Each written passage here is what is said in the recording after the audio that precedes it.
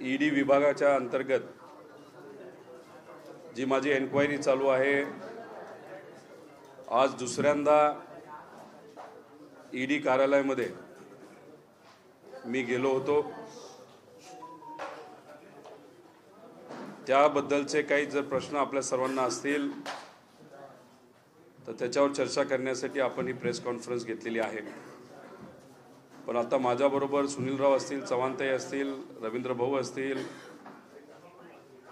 तसंच जाधवताई असतील, रवी असतील, पंकज नाना असतील, विकासराव लवांडे असतील, सर्वच पदाधिकारी, क्लायड असेल, तर इतरही सर्व पदाधिकारी आज इथं उपस्थित आहेत। सकाळी 1च्या सुमारास ईडी ऑफिसला मी गेलो होतो। 24 जानेवारीला जे डॉक्युमेंट मला मागण्यात आले होते, जी माहिती मला मागण्यात आली होती, ते सर्व गोष्टी घेऊन मी आज ईडी ऑफिसला पोहोचलो। फाईल आणि कागदपत्र तिथं दिल्यानंतर त्यांनी काही प्रश्न विचारले, बरेच प्रश्न होते।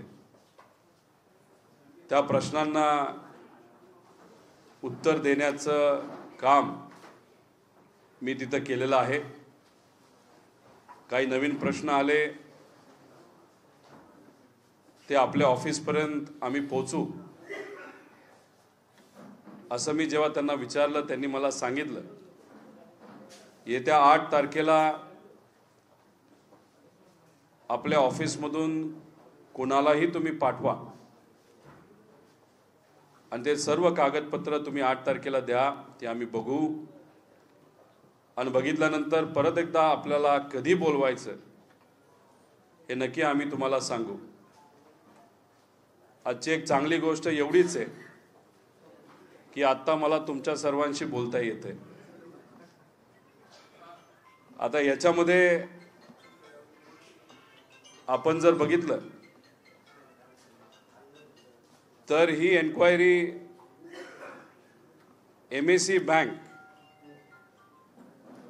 मधून जे काही ट्रान्झॅक्शन झाल्या होत्या, तिथं असणारे जे सर्व डायरेक्टर त्या काळातले 2010च्या अलीकडच्या काळातले, म्हणजे आधीच्या काळातले,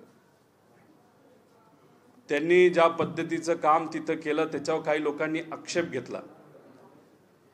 MSE बँक यांनी त्यांना जे काही लोन दिले, काही कारखान्यांना लोन दिले, जे NPA झाले, त्याच्याबद्दल आक्षेप घेतला गेला होता।